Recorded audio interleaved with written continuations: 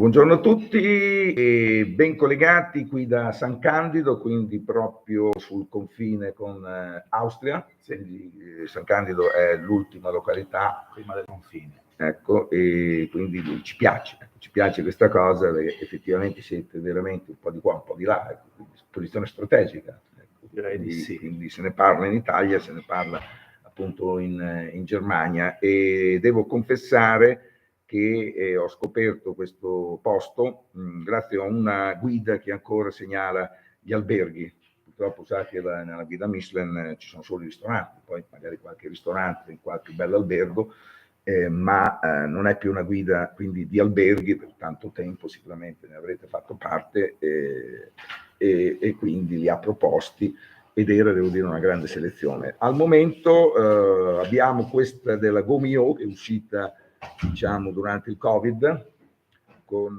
i ristoranti e i punteggi del 2019, stiamo aspettando per il prossimo marzo, e c'è sempre questo volume rosso con i vini, i ristoranti, gli hotel, e voi fate parte delle segnalazioni. Esatto. Non so se ha visto la guida, la conosce, Esatto, sì, ecco, sì. E quindi lì abbiamo individuato questo albergo che in effetti viene segnalato come albergo perché il vostro ristorante è un ristorante for resident, no? Esatto, per i residenti, ecco. Esatto. Quindi, per gli ospiti che da noi alloggiano. Certo, quindi c'è il menù del giorno che cambia tutti i giorni, quindi si parte direttamente con la pasta, praticamente qui c'è ancora la pasta, poi magari forse si parte il confine, la vedo un po' più dura, però qui vige la pasta, che è questa apparentemente prima portata, perché in realtà voi l'avete scritto dopo, ci sono gli antipasti, cioè ci sono un po' tutte queste verdure, vegetali, quindi c'è proprio proprio un ricco buffet,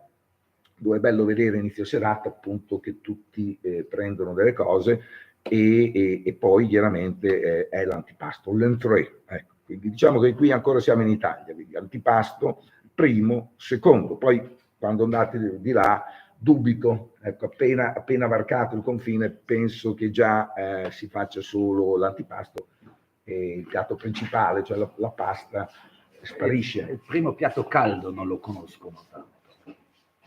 Nostro, Sì, ecco, quindi sì, è una cosa nostra, ecco, quindi fino qui a San Candido ce la teniamo, fa piacere che lei sia d'accordo. D'accordissimo. Ecco, il patron è l'ultimo per il momento, c'è anche già la figlia di questa dinastia, i cognomi sono un po' cambiati nell'ultimo millennio. Femminili. Ecco sì, perché ci sono chiaramente sempre le figlie, e quindi lei è attualmente Franz? Sono la nona generazione. Ecco, Franz, mia figlia è la 10ª.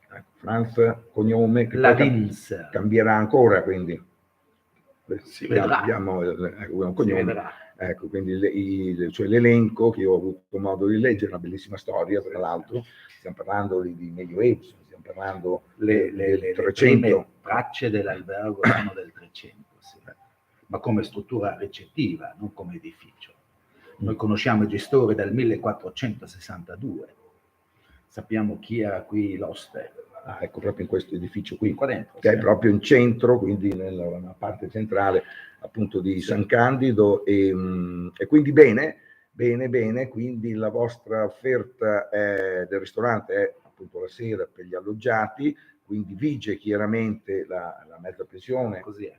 Ecco, quindi poi ci sono anche delle cose di pomeriggio, ad esempio il benvenuto che ho visto io è stato quello. Ieri c'era il brulè col biscotto.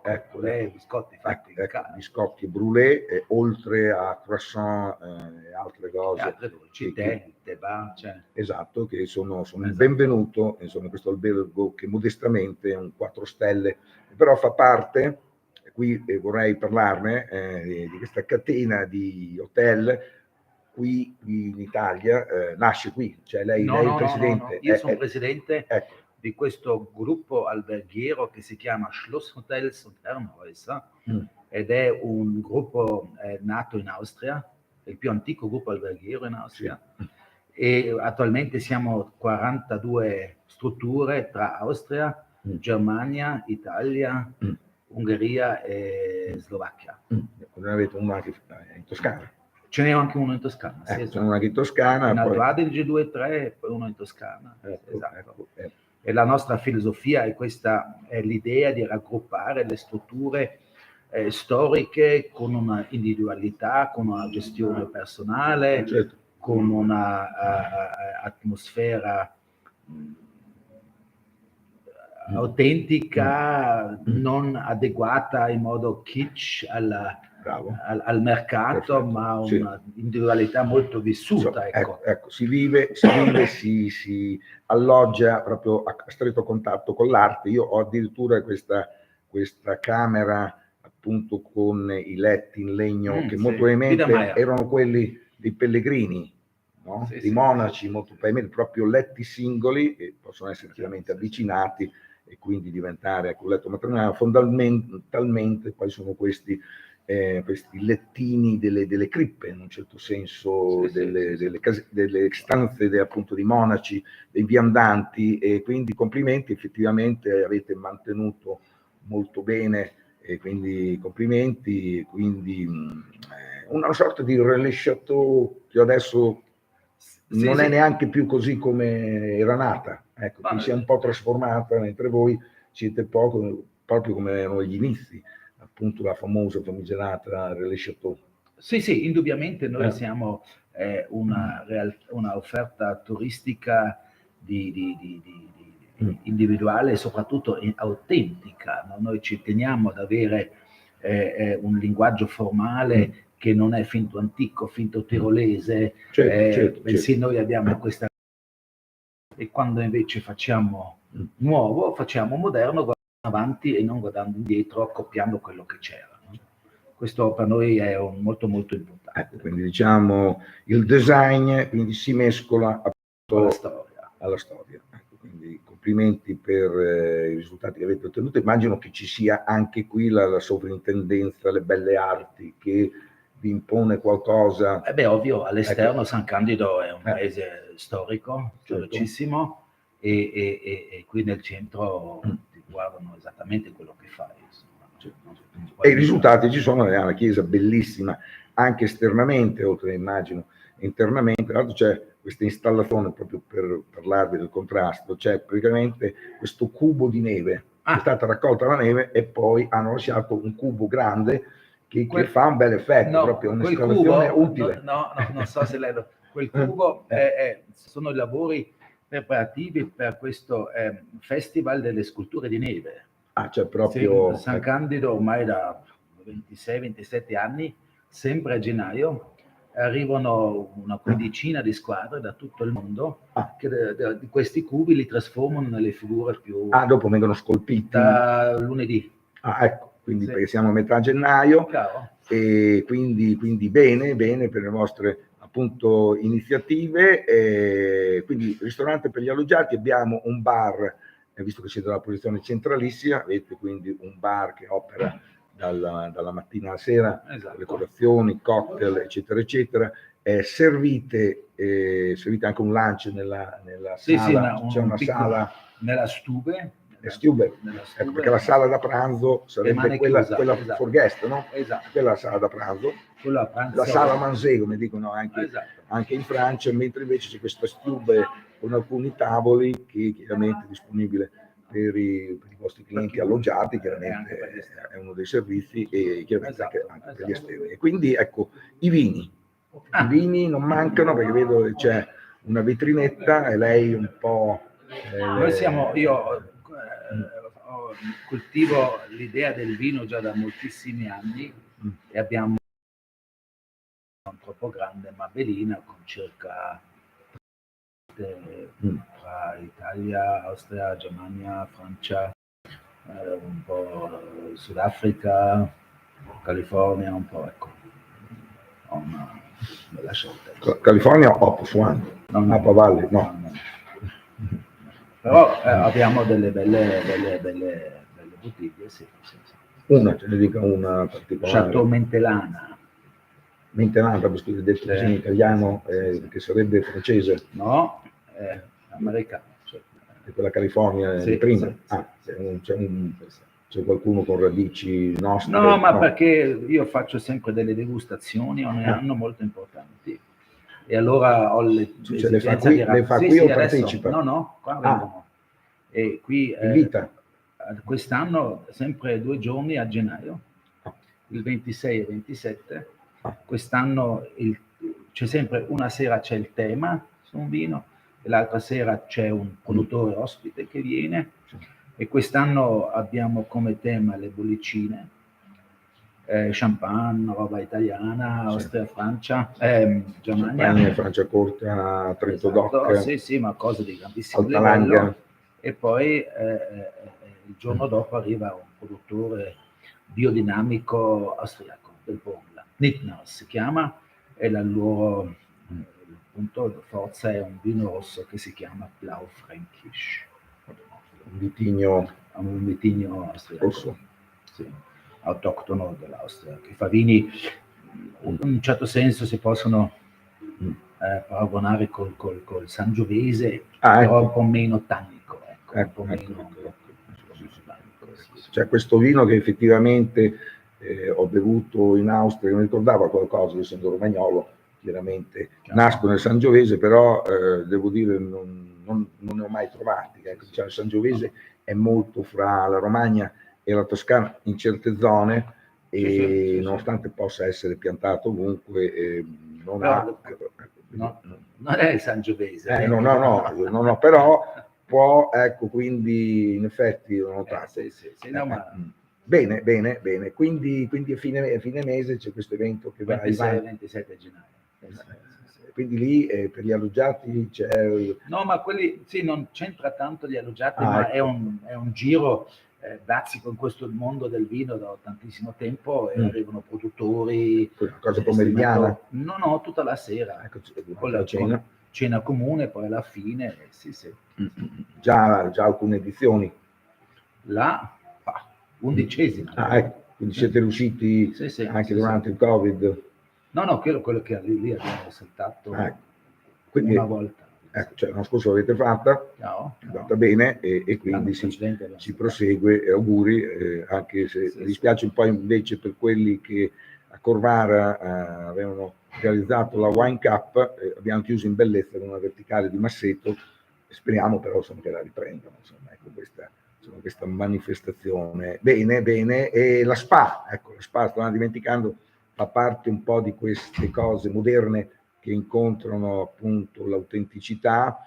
La SPA l'abbiamo fatta 6 anni fa con un bravissimo architetto, Michael Zilonka, e abbiamo vinto nel 2020 il German Design Awards con questa SPA. German nel senso dove si parla la lingua tedesca, quindi Austria, è un premio che viene conferito in Germania a realtà architettoniche di varie categorie, e noi qui per allestimenti turistici abbiamo vinto questo anche premio. Perché è praticamente al roof, no? Al top, quindi è in cima, e quindi chiaramente dà una vista tra l'altro della città proprio nella parte centrale. Diciamo che è una city spa, siete anche un po' un city hotel. Sì, beh, ovvio, per via della locazione, no? Esatto, per la posizione che abbiamo, indubbiamente in certi periodi dell'anno abbiamo anche questo ruolo. Ecco, quindi c'è questo effetto piacevolissimo anche della passeggiata, queste cose. Poi gli impianti sono anche vicini, tra l'altro. Questo cambia a 200 metri. Ecco, quindi può anche proprio andare a piedi, nonostante immagino ci siano anche servizi di navetta. Quindi ecco una SPA appunto sul tetto, sul roof, e diciamo che da fuori non si nota nulla, ecco, quindi non sembra che ci sia, ecco, quindi è tutto coperto, quindi tutto nascosto, ma in effetti poi c'è, anche quando si sta chiusi dentro una sauna finlandese, avere chiaramente la possibilità di vedere il cielo e le vostre montagne verso Sesto, mi sembra la direzione. No, è verso il Monte San Candido la direzione. Monte San Candido. Monte San Candido. Ecco. Quindi direi che è tutto qui da Dobbiaco, vicino a Dobbiaco, ma siamo a San Candido, e quindi complimenti per questa direct, questi appunto alberghi, tra l'altro mi è capitato di vederne uno, sono rimasto molto colpito, perché poi guardando nel sito non riesci a cogliere i siti internet, purtroppo hanno i loro limiti. Ecco, ed è praticamente a Strassen. Esatto. Esatto, devo dire... Strasser è un nostro socio. Esatto, che sono tutti Esatto. selezionati accuratamente. Quello in Toscana? Villa, ne ho troppo in testa. Che sta in località? Aspetti, abbiamo qua la directory. Non mi ricordo tutti questi nomi, aspetti un po'. E questo emerge appunto in questa directory. Le Barone a Panzano in Chianti. Ecco, a Panzano, Villa Le Barone, in effetti ci sono più proposte, ma sinceramente non lo conoscevo. So che c'è anche un albergo che ha ricevuto anche la stella Michelin, anche il Parco Hotel Osner, che ne fa parte chiaramente anche lì spa, volontà e autenticità. Quindi questo per noi è quello che succedeva ai tempi in Francia con appunto la Relais Château, poi le cose sono un po' cambiate, quindi poi gli standard devo dire sono un po' andati a farsi benedire, diciamo. Quindi, ecco, queste cose nascono, esiste, abbiamo detto il gruppo esiste dal 1965, quindi resiste, devo dire molto bene. Salutiamo quindi dall'Orso Grigio, non so se c'è anche una regione che si chiama così, l'Orso Grigio, che è sempre presente nel logo. Perché si chiama Orso Grigio? Perché è un po' perché erano usanze pagane di una volta, come Cavallino Bianco, Aquila Nera, eccetera. Ecco. I nomi erano quelli, ecco. Paese che vai, Orso Grigio che trovi. Ecco. Più o meno. Sì. No, ma sono orsi chiaramente che possono anche esserci, penso qui, perché so che a Bressanone c'è invece un albergo che si chiama Elephant. C'era anche un orso grigio. Un giorno sono Verena ecco, parlavamo di lei, esatto, delle Rede. Bene, le Rede, c'è anche la bimba. Le Rede. Bene.